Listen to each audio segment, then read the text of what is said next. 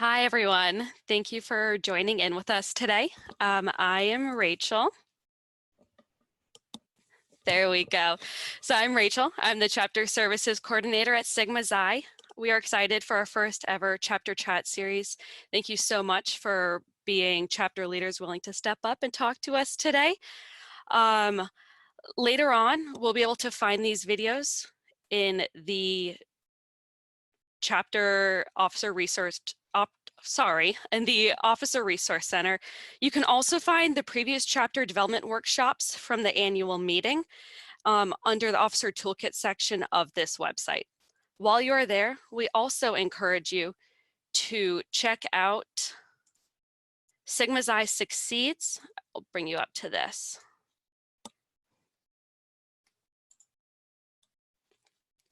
On Sigma Xi Succeeds, you'll be able to find programs from other chapters that we have thought demonstrate great chapter programs. If you think your chapter has a great program that other chapters can gain experience from, please feel free to submit the form that is on that landing page. So today we want to talk with you all about the different initiation methods from different chapters. Initiation into Sigma Xi isn't just about the honor, but also the recognition. By nominating new members, we acknowledge the research accomplishments of pupils and colleagues, and then by engaging them after their initiation, we are retaining them, nurturing their careers, and supplying guidance for their futures. Before I introduce our chapter speakers, I would like to let you all know that Deanna and Andy Mann are also on this call. If Deanna and Mann want to wave to everybody to let them know you're here. So if at any time you have a question, you're invited to post a comment. You might see the chat screen. I sent you all a message in there. Whoop. Or you can raise your hand to ask a question, and we can unmute you to verbally ask a question. So there will be 4 main questions. The chapter leaders received those questions beforehand that we're going to ask the speakers. After each question, we will open the floor to questions from those of you attending. The time limit for these question periods will be 2 minutes, but we will have additional time at the end of the meeting for more questions. Okay, now I would like to introduce our speakers today. I'm going to introduce you in chapter order. So first, I will have David and Gita from Brown University. Hi, how are you doing? Hello. Can you hear us? Yes. Okay, great. So I'm Gita Chogli, and I'm the coordinator of the Sigma Xi program here at Brown. And I'm David Targan. I'm in the physics department in the dean's office, and also I'm the president of our chapter. Thank you so much. All right, now I'd like Sabi to introduce himself from Florida International. Hello, I'm Sabi Malik. I'm associate professor at Harvard Wertheim College of Medicine at the Florida International University. And currently I'm the chapter president. All right, thank you. And now I'd like Stephen to introduce himself from Fordham. Hi, it's Steve Holler. Fordham University, Department of Physics and Engineering Physics. All right, thank you so much. And Fenella, if you can introduce yourself from the RTP chapter. Hi, everybody. I'm Fenella Saunders. I am actually the editor-in-chief of American Scientist magazine, but I work with the RTP chapter here in North Carolina. Right now, I serve as the secretary of the chapter. Thank you. Okay, so our chapters mostly have come from the research and doctoral constituency. Fenella is from the area groups and industries constituency. If you have any questions about your constituency or your region, you can find additional information about who to contact, who are your directors and associate directors on our website. This is under the About tab on the main page and then under the leadership section. And finally, let's move on to the question asking portion of this chat. So if the chapter leaders could also please answer the questions in the order that you just introduced yourself. So I will begin with David and Gita. So the first question is, how does your chapter identify qualified individuals for membership? Do you want to start, Gita, and I'll chime in?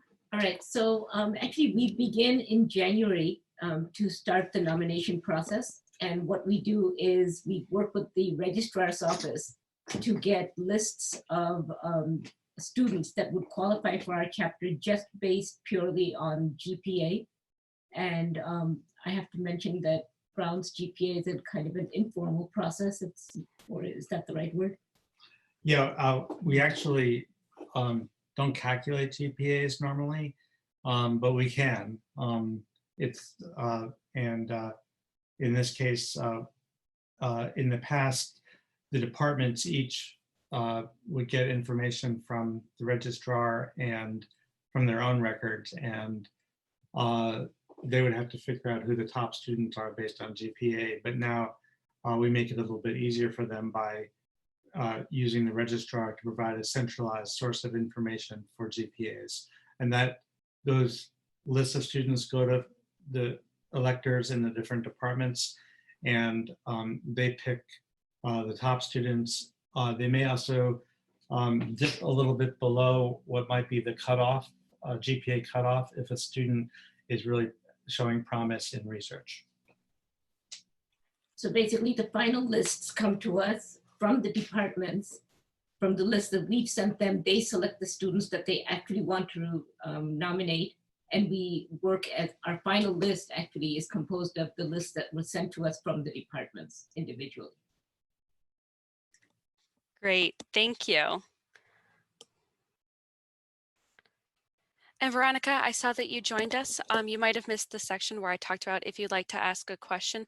We will at the end, after each chapter leader speaks, have the ability for you to ask questions. You can either post that in the chat for questions, or you can raise your hand and I can call on you to ask the question verbally. Oh, okay, great. Thank you. You're welcome. Okay. And Sabi, how does your chapter identify qualified individuals for membership? We have a couple of methods by which we identify qualified individuals. First thing, we try to reach out to the new faculty who have been hired into FIU, for Florida International University. So around fall, we try to gather the list of new faculty. We get it through the provost office. Like last year, I believe there were about 200 new hires. And we try to identify the faculty who will benefit best from Sigma Xi. And then individually, like this year, the vice president sent out the email, and last year I sent out the email.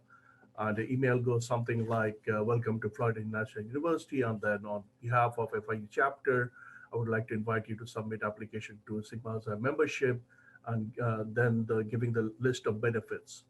So last year, we did not get any initiates by this mechanism, but we identified one member who was member of a different chapter. So he got the information. We have an active Sigma Xi at FIU, and he moved his membership, his chapter affiliation to FIU. And this year, I believe we got 2 or 3 new inductees by this mechanism. The second thing that we do is late in fall, we sent out an email to all the program directors, letting them know that we have this Sigma Xi chapter, and we will be happy if they could nominate some of their graduate students. And we provide an incentive that, and this has been happening for the past 3 or 4 years. For the first year, for the graduate students, the graduate student office pays their first year membership and initiation fees. So we let them know that. And by that mechanism, we have been able to induct 10 graduate students this year. So totally we have 17 inductees this year, and we have an induction ceremony next week. Great, thank you so much. All right, Steve, and then if you can answer, how does your chapter identify qualified individuals for membership?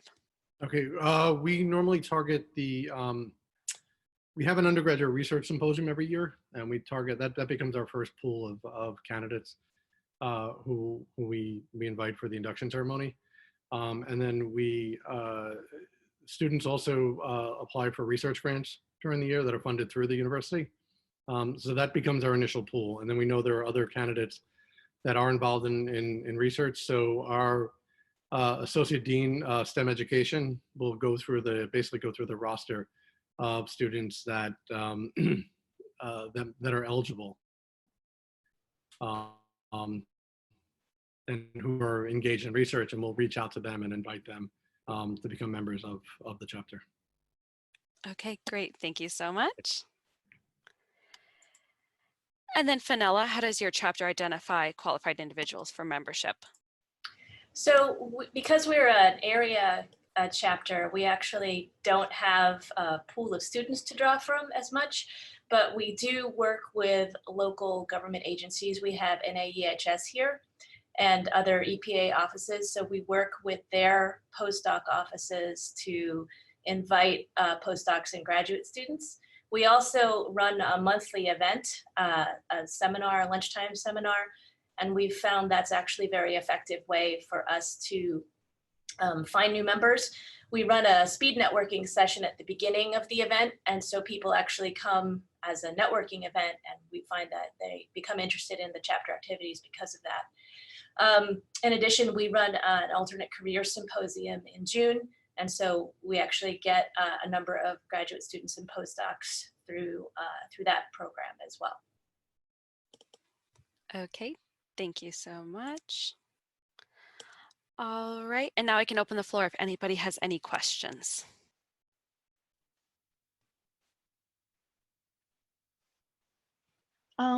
Hi, I have some questions. So this is, we just started a chapter of Sigma Xi at NSU, and I just wanted to know if you guys, when you're looking for people to initiate, is it research and GPA? Like, do they have to fit both? Also, I know that for us, we have a lot of students that want to join, but since we don't, like, they don't have publications or stuff like that, we're not necessarily letting them be members. So we don't know if they can be members if they're doing research. Do they have to have a certain GPA, or do they have to be published to become members? Hi, David, you can go ahead. Sure. For undergraduates to get published can be quite difficult. So I think for the level of membership that we're talking about students that are in a stage in their research where they have some level of ownership, they have some level of commitment to the research project. They're not just plugins in a lab. And of course, that depends on there being a good match between the student and the lab and the PI. We actually look at both GPA and research engagement, and students that are really passionate about research, might have actually a little bit lower GPA, but sort of just in the lab all the time, or in my case as an astronomer, that they're up all night in the observatory. So really, what we try to do is strike a balance, between those two factors: research engagement and GPA. Great, thank you so much. Are you able to see the question that Iman posted in there for you also? So Iman's wondering, how did the chapter establish the connection with the Registrar Office for GPA information? So it's a little tricky because registrars are really reluctant to give information that's FERPA protected and all that.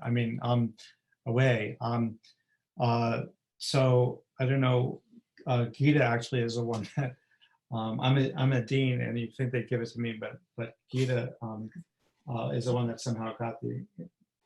You want to just talk about that? Yeah, so actually our registrar's office was already working with the School of Engineering for and providing them a list, I think, for one of their other programs. So they kind of agreed to send us a list based on pretty similar criteria, and they were very adamant about very concerned about the lists going to the just to the limited number of people who should have it. So from each department, so they're very careful about, the list that goes to engineering would only go to the one or two people in engineering who should have that list. The people in chemistry would only get the list going to chemistry. But it was a process that we kind of had to sit down and work out with them. And they had to get, I guess, their approvals on their end and things. But it is done quite carefully, and it is a relationship that we had to develop. Thank you. And then before I move on to the question for FIU, Veronica would like to know what was the GPA requirement? I think she missed that one section. So, it has typically been around 3.5, but we actually asked for for a list that includes lower GPAs. So it goes down to what, 3.2 or something? 3.4. 3.4. Okay. Yeah. So, somebody could even appear, somebody could come to our attention because a faculty member is saying, this student was actually the lead author on a paper, spent all their time, traveling and giving presentations at the AGU or whatever, professional conference. And they didn't have a 3.4 GPA, we would take a look at that and factor that in when considering their application.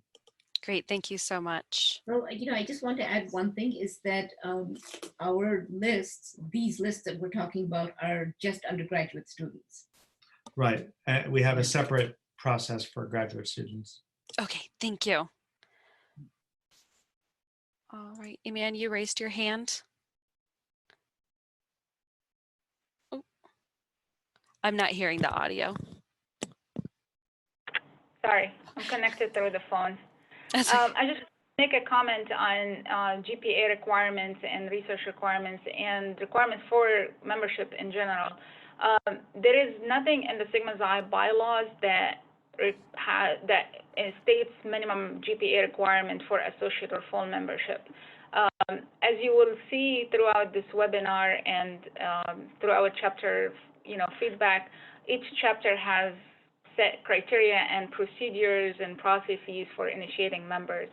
But if we look at the requirements for associate membership as stated in the Sigma Xi bylaws, it's connected to research contributions. So if a student has evidence or their advisor can provide evidence that this particular student is contributing to an ongoing research project or has participated in a research symposium or presented those outcomes or findings at a conference, this could be qualifying for associate membership because it's an indication and proof of ongoing contributions to research.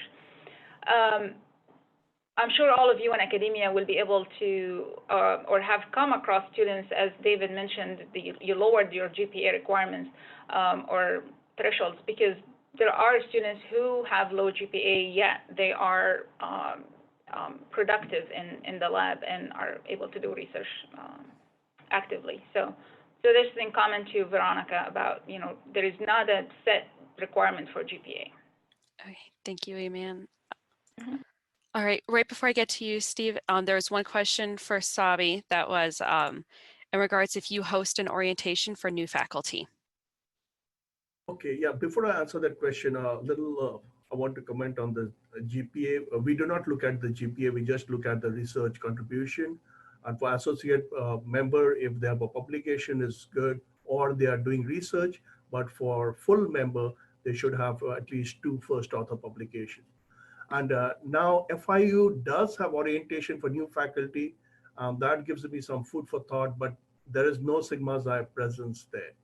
So maybe that will be a good idea for us if we can find out when the orientation is and we can just spend 5 minutes at the orientation and share our thoughts about Sigma Xi. So that might be one good place where we can give some information about Sigma Xi and hopefully induct some new faculty. All right, thank you. All right, Steve, you're unmuted. Yeah, I just wanted to sort of reiterate on the GPA question. I mean, in the last year or so, in the past, we actually did have a GPA requirement of 3, but looking at the Sigma Psi guidelines, there is no GPA requirement. So I've been pushing to actually get rid of that. And this last year, we actually have, because we do get a lot of students who are actually very good in the lab, very good at research, but are not so great academically. But they're actually some of the best researchers that I've ever had. Okay, great. Thank you so much. Let's go ahead and move on to the next session, if that's okay. Unless, David, did you want to speak? Okay, 1 second. Yes. I just want to add that this is extremely important for underrepresented minority students who feel, the effects of stereotype threat in the classroom, but when they're in a lab, which is a nurturing environment, and there's no time pressure, lots of other pressures are gone, they really shine. So in terms of bringing some diversity into the science and Sigma Psi, this is extremely important, that, what you just said about, focusing more on research than on GPA. Absolutely. Yeah. Actually, the comment I made was specifically what I had in mind is underrepresented minorities, because this is it's more pronounced in underrepresented minorities than the majority. Exactly. One more question. Is it okay if I ask a question? Yes, you can ask, Gita. Okay. So, our students are all in the senior year. I just wonder if any of the other chapters nominate students from other younger years, or? All right. Yes, Steve, go ahead. We do. It's another thing I've been pushing on in the last year, is to get students who are younger involved, from the, maybe sophomores if we can, if they're actually doing research, but definitely juniors, because we have the same problem. We initiate all these students that are seniors and then they graduate. Right. And then we have nobody left in the chapter to try to do any activities. So I've been trying to grow that that population of underclassmen, and so that we can start organizing activities, start getting them involved in some things around the university. Yes, thank you. And I would also like to just bring up, if you're ever looking for ways to get freshmen or sophomores involved in the chapter, we also do offer an affiliate membership in Sigma Xi. So it's where they haven't necessarily presented anything or been published, but it is a great way to get freshmen involved in your chapter, to where they can attend your chapter events and then maybe even form a connection with a research professor and start joining them in the lab, to where eventually they can present research and then become a member of Sigma Xi. Okay. Now, you guys all did kind of talk about the way that you communicate the value of Sigma Xi through how you get your members. Now, let's focus really on what you communicate of the value of membership to potential new members. So, David and Gita, if you would like to start with answering that second question. Sure. I mean, I think for our students, since they are nominated in their senior year and they're inducted in their senior year, actually right before graduation, a lot of our emphasis is placed on the kind of community that they will have outside of the campus. We are, and Gita asked this question about inducting students that are earlier in their careers. We are looking at making that community start here on campus, and therefore making it much more of a community. But the problem right now is that when we go to the national conferences and we bring students and everything, and we all feel a tremendous sense of community, and we, and all of the kinds of conversations that we have online and offline with other chapter leaders, we feel like we're part of something that is important, but it's not, it's not as good as what we hope it should be, which is that they begin that sense of community here, and even interact with not just other undergraduates and faculty, but graduate students, as well as people that live in the area that are members affiliated with our chapter, to really get more of a sense of that scientific community. Of course. Thank you. And Sabi, how do you communicate the value of membership to new members? We also have a similar process. We communicate the value of the scientific community and the interdisciplinary aspect of this chapter, so they can communicate with people in, say, physics and engineering and all different areas. One of the challenges today is that there are so many societies which are dealing with one particular aspect relating to their discipline. So there's a multidisciplinary and also the honor of being a member of Sigma Xi. So we do all those things.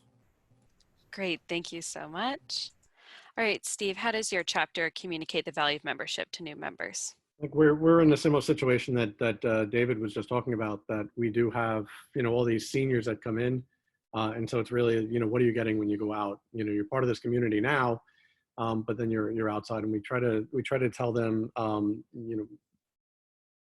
give them an idea of what's involved in that community.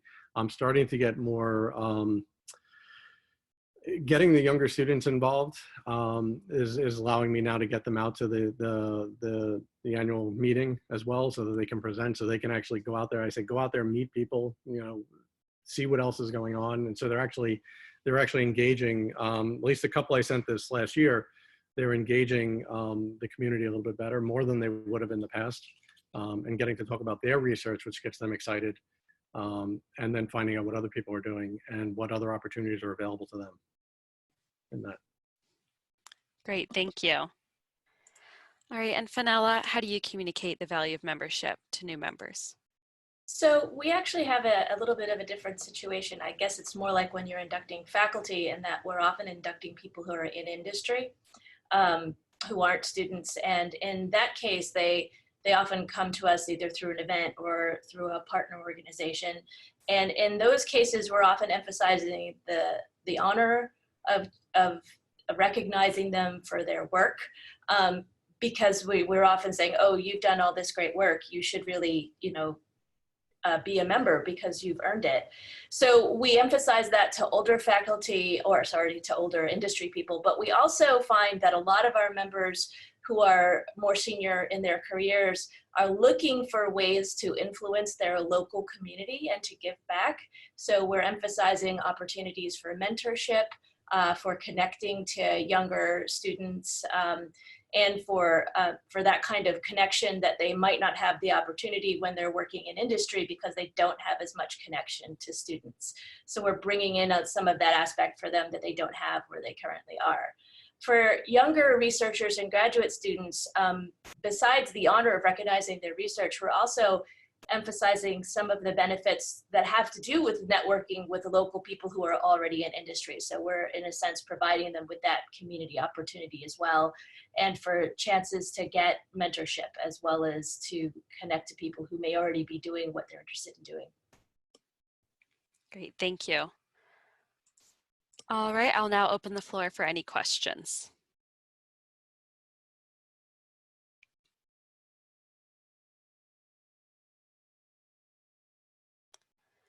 Okay, if we don't have any questions, I would like to bring up a point that you had mentioned, David, about finding people in the area to be a part of your community.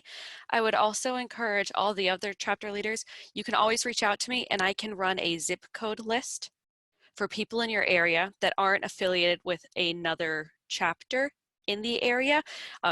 Pretty much all of you are in very populous areas with potentially multiple chapters, but we can run that zip code list, see who isn't affiliated with a chapter or maybe was still affiliated with their undergraduate chapter that is very far away from where they are now.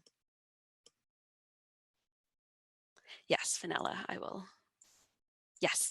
So I was just curious to ask the other chapter officers, one of the things that I've noticed about our chapter is that the majority of the time it's the chapter officers that are doing the nominating. And I was wondering if anybody else had good experience getting more members in your chapter to do more nominating than just the officers doing the nominating, and if you had any thoughts about ways to increase that level of engagement amongst members in your chapter with nominations. Yes, go ahead, Sabi. We do have nominations from other active members of the chapter, but generally what happens, they're looking for the second nominator, and that is when I step in, because you need 2 nominations. We do have nominations from other members.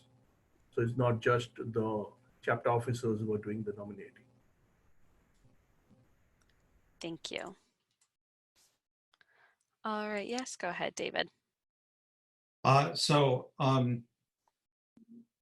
Faculty also do that are not active, either electors or other, board members or whatever of Sigma Xi here at Brown.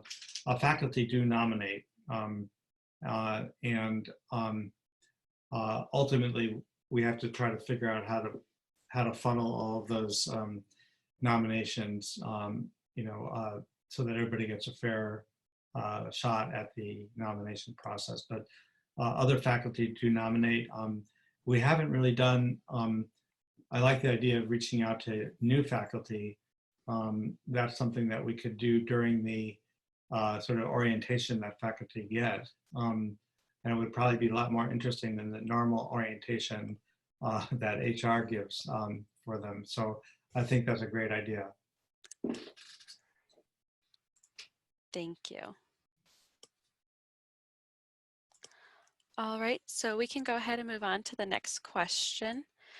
So what does your chapter's initiation process look like? We're going to start again with you, David. So the initiation process, do you want to start that, Keita, and then I can? So, are you talking about the induction ceremony? Is it the induction ceremony or the initiation? Yeah, so earlier you had talked about how you get new members. So then how long does that take? I see that you started in January, so it could take a couple months. And then how are the initiates paid for? Do they pay themselves? Does the chapter completely cover the cost? So just talk about what specifically your chapter does. Okay. So, different departments send, nominate, students that are a subset of the list that they get from the registrar.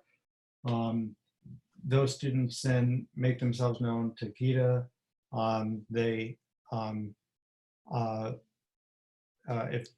If the faculty have supported have nominated them, then we don't stand in the way of that at all, of course.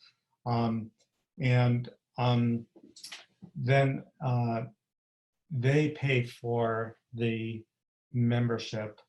And however, in recent years, we've begun offering financial aid so that some or all of the membership fee is covered by different gifts that Brown has been given, so that high need students are covered.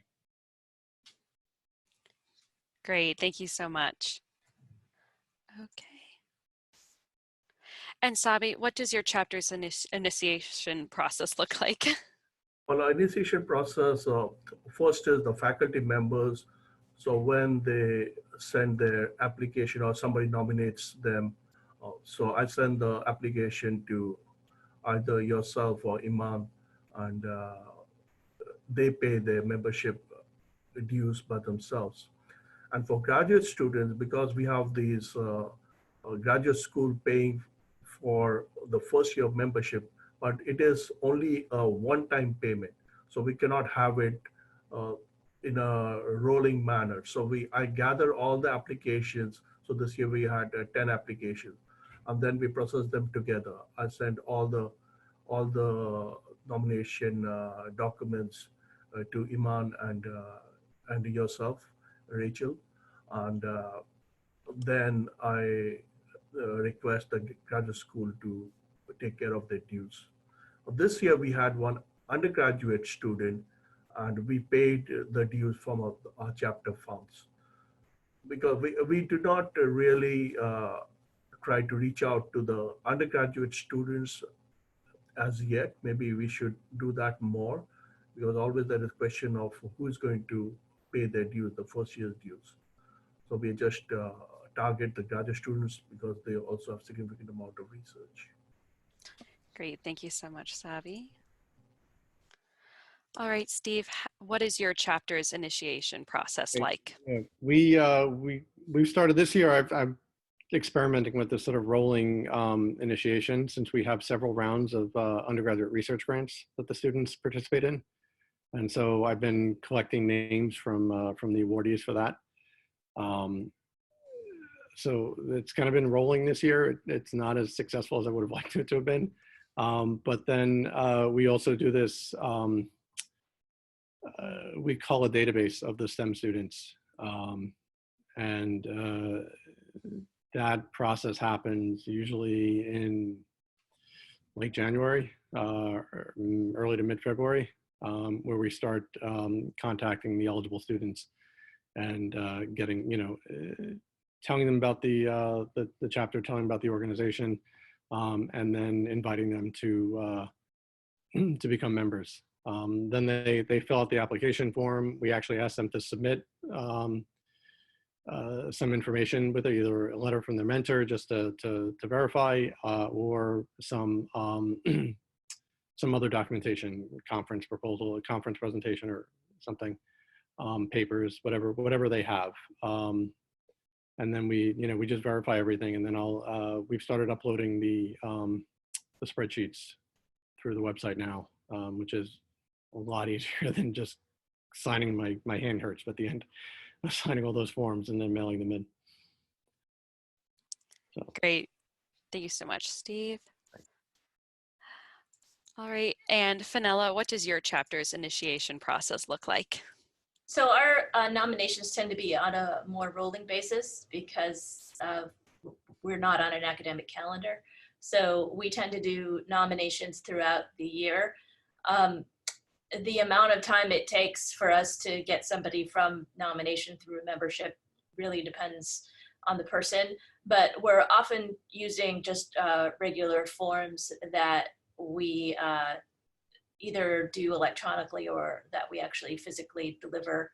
I have the advantage of being close to headquarters, so it's not hard for me to just hand them to somebody. But the people who are initiates usually pay their own dues. Great, thank you so much. All right, Eman had asked a question. Oh, David. Actually, we had a different process also that we should tell you about. Keita, maybe you should. Yeah, so one of our departments, what they do for nominating students is they actually have a self-nomination process online. So the department chair actually just puts out a notice saying that we're now taking self-nominations, and the students fill out a form online, and then the department chair just does the final approval for the students that can get nominated. So it's just one more way of collecting, offering the nominees a chance. Yes, thank you. Ooh. All right, Eman had asked the question in the chat, does anyone have experience writing student membership dues and grants as professional development? Eman had raised her hand. Maybe she wants to ask this one aloud. You're unmuted, Eman. Well, in addition to that question, I don't know if anyone has thoughts. I see that David mentioned that you don't do that in Brown. I don't know if anyone else has any experience in that regard, but I just wanted to comment on on what Geeta said about departments. I think it's really great that department chairs are on board with this, and they actually encourage the students to self-nominate. Students are more receptive, way more receptive to things coming from their own mentors, faculty, and department chairs than coming from anywhere else. So I'm really excited to hear that the department chairs at Brown are believe in the society, and they encourage their students to self-nominate. And it's something that I think we should try, work hard to cultivate across campuses. You guys set a really good example for that. So thank you. Thank you, Iman. All right, so I just wanted to recap the different ways you can send nominations. So if you give me 1 second, I'm going to bring us back here.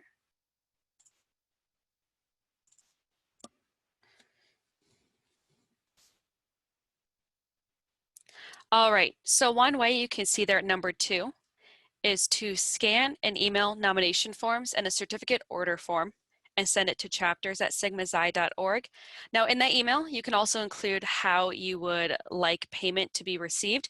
You can put in there if your chapter is EFT, that you would like it to be EFT'd from your account. If you would like to call and pay via credit card, you can also put that information in there, and then I send you the contact information for the finance department. Or you can also always say, please contact the nominees individually for payment. Now, another way is also to do this exact form just through the regular mail. If you look at the bottom of this PowerPoint, you can see our mailing address that you send those nominees to. And then Carol in finance goes back there. She grabs those and she gets rolling on the financial end of that. Now, we have a new online portal. If you give me 1 second, I'm also going to take us on to show you how to use that one.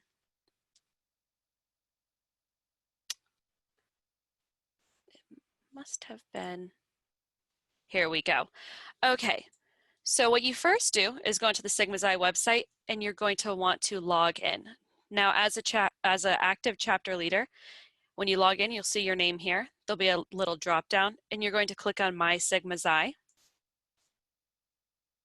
Now in My Sigma Xi, you'll see something like this, except for the administrator chapter uploads review. That is for me, but you will see a chapter nomination form. This is the chapter online form. You click on this form and it's going to bring you to this landing page. Here you've thrown your information, so where you would like certificates sent to, how we can contact you, and then what your payment type will be. Now we have EFT, credit card, and check. Unfortunately, on this form, it doesn't have individual payment yet. However, we have had chapters still do that, and just email us and let us know that you would like us to collect individual payment from new members. And then click this box if it's a rush order so we can get those certificates out to you. However, if it is an overnight or very rushed order, it will be charged to your chapter's account. Now down here is where you will fill in new members. So I would start in, it requires a first name. It does not require a middle name. It does require a last name. But let's say I had a hyphenated last name. Unfortunately, it will not read hyphens. So you'll have to take the hyphen out, or apostrophes or other symbols. And then I would have my email address, my member grade, associate, my member type, member, my nominators, my seconder, and you can keep adding. If you have the same nominators and seconders for each of these, it will just keep auto-generating the nominator and seconder. I know Steve from Fordham has used this form and they have the same nominators and seconders. So it's just very simply fills everything out for you. So you can keep adding each new member. And then at the end, you'll always want to hit save your progress, just in case. It's always great to save. And then once that is done, you're going to submit the list of nominees. Once that is done, you will receive an email and I will receive an email that you have uploaded a chapter nomination. And then I go into this form and it'll look a little bit different than this. And I will review and then I will let finance know. And then your new nominees will be sent certificates and they will be automatically uploaded into the Sigma Xi system. And they will receive an email letting them know that they can go online and edit all of their information. All right. Are there any questions about this form? Yes, Steve. Was there, I didn't see it there, and I thought there was a provision for uploading a spreadsheet. Is that there still? I didn't see it when you were just showing it. You had to add each one individually. Is there a way to just upload all the data from a spreadsheet? No, No. I don't think there is. No, there's not one on there. Okay. Oh, that option is not currently available on the form. Okay. If you have a spreadsheet, we still take the spreadsheets via email. You can email them to Rachel or to chapters@sigmazai.org. Okay. But yeah. It was going to be there though, right? I thought I That was is seeing it part of the last year that there was conversation. I an think it upload was. spreadsheet or something. It's in terms of development, we have to make sure that there wouldn't be any issues with the format and things like that. So for now, if you have a fully compiled spreadsheet, you can just send it to via email Okay. or Google Forms or Dropbox, however you. Okay, thank you. All right, Geeta, and then I'll get to you, Sabi. You're unmuted. Okay, so that form is the way we've done it in the past is that we just send the certificate order forms for all the students that we are nominating. Can we continue doing that, or? And because we would want the certificates mailed to us rather than directly to the students. It would still be mailed to you because at the top of that form, it has your mailing address. So you would fill it out with your information. So each of those certificates still goes to the chapter. Okay, all right. All right, Sabi. So the nomination form has some other information, so you don't require that information? So Like what? So what you're talking about is their mailing addresses, personal Exactly. information. Yes. So what this new form does is the email on there. Once I hit submit into the system, it has the nominee log in and fill out that information themselves. Oh, okay, so the nominee fills out the information. All right. Yes. Okay, that's good. That's makes things very simple for us. Yes. Thank you. Any other questions? Yeah, that was back to what Sabi was saying. This is the purpose of this whole platform, is to make it easier. The system actually generates that auto email that goes to all the nominees and prompts them to log in to their website, to the account, and update their mailing address and magazine preference and all of that information. All you need to give us is name and email. And member grade. And member grade. Yes. Yes. Thank you. All right. Were there any other questions about the new upload form or other forms of nominations? Okay, let's move on to the final question from us. What are the steps that your chapter takes after nominees are initiated? We'll start with David and Geeta again. Yeah, so I think the highlight for us is the induction ceremony. And it used to be that it took place sort of towards the end of the semester. We moved it to commencement weekend so that the parents could attend the Friday of what is like a 2-day weekend of events and ending in the commencement itself on the Sunday. So it's a very kind of very nice event. The kids come all dressed up and the parents are with them. Faculty are there. And I think you asked before about the value of the program itself. It really is a very positive event. And so it really is something that the parents are proud of, and the faculty get to meet, and parents and students get to meet each other. And then also those of us that are officers end up getting into family photographs. So with our regalia. So we do it up. It's a big deal. And We have a little reception afterwards. Yeah. So yeah. kind of a nice event. So, there's graduation. I don't know if Phi Beta Kappa has its own event or not. It has an event earlier in the year. But it's one of the few events that they go to where they can really be really excited and proud. Great, thank you so much. All right, Sabi, what do you do for nominees after they are initiated? We also have an initiation ceremony. In fact, we are having one next week, next Wednesday, from 3 to 5 p.m. So it's a shorter ceremony, 3 to 5 p.m. We have a few research talks, and we'll be having like 10-minute presentation from the new faculty who have been initiated, and they're from different disciplines, and followed by presenting them with their certificates, and we have little celebration after that. We have not seen participation much from the family members, but this year I received an email asking whether they could bring their family. I said, yeah, go ahead, bring your friends and family. So please do that. So that's what we do. Great, thank you so much. All right, Steve, what do you do after nominees are initiated? We have an induction ceremony for them. It's a banquet. They're in the obviously all the inductees are invited. Their families are invited. A lot of our students are commuter students, so some of the families do actually come, or the students are actually local. So we do get a number of family members that do attend this.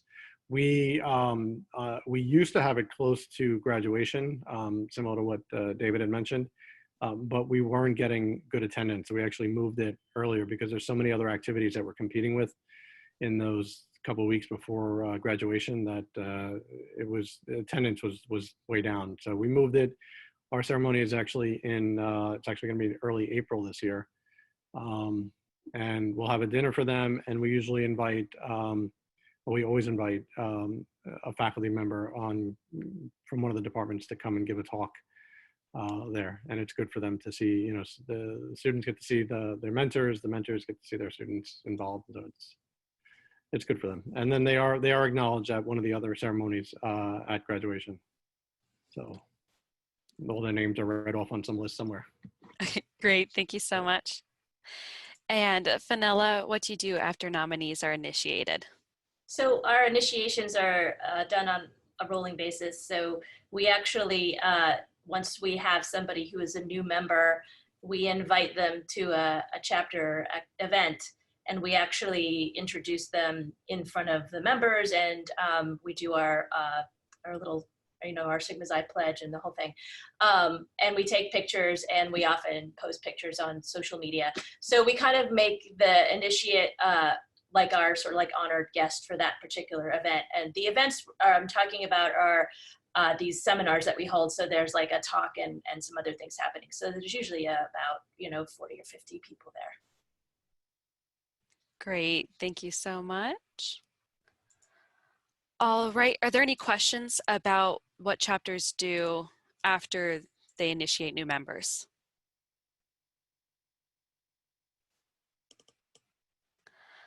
All right, are there any questions in a whole about what we've covered in this entire chat? A-Man has her hand raised there. Is that still a hand raise? Yes. Okay. So I wanted to make a comment on the communicating with especially students, because you all had made the comment that, or the note that you induct them and during their senior year, so they're about to graduate. And one of the things that we have established here is we now ask for a non-EDU email address so we can communicate with the students after they have graduated. But another thing that we do is once a member is initiated and it's in our database, we send a new member welcome email, and that prompts them to also respond to, if they're graduating in 6 months, they let us know so we can affiliate them with the next step chapter for their destination. So it's really important that when they leave your campus and if they are seniors, it's before they build that relationship with Sigma Xi, or they build a strong relationship with Sigma Xi. So it's important that we get an email address for them that it's not affiliated with the university or with the host institution. So something to keep in mind as we're coming close to graduation. All right, any other questions or comments? Okay, Deanna. Oh, 1 second. I missed. Oh, we might both.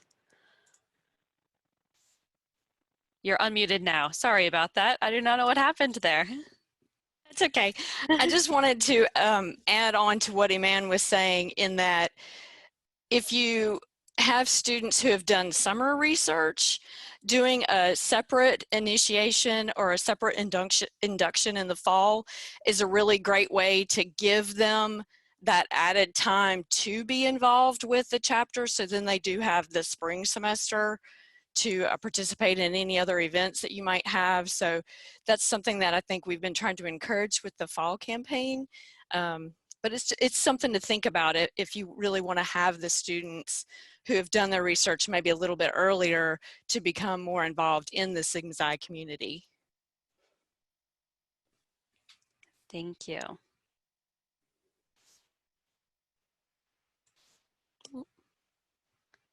Okay. All right, are there any other questions? Okay, so I think at this time, it'd be a great time to share with you what we have planned for the future. So thank you again for joining us for the first Chapter Chats series. Next, please join us for the next quarter Chapter Chats will be about chapter management and onboarding. And just for note, these chats are subject to change, and the times can change and the dates can change. If you have suggestions for a talk that you think would be more beneficial for chapters as a whole, please let us know. We are open for suggestions. So that will be June 5th as of right now. The next chat is scheduled for September 1st. This is about chapter programming and communication, and we really hope that it will gear us up for a great annual meeting. And then finally, for the last quarter, we want to talk about chapter grants. Okay, and Deanna, did you want to add anything? Oh, Yeah, we're I both just hitting wanted you. I just wanted to thank everyone for the work that you're doing and for being flexible and for continually looking for ways to improve what you're doing. That's really awesome. Thank you. Thank you so much, everybody. Hope you have a great rest of the day. Thank you. Bye. Bye.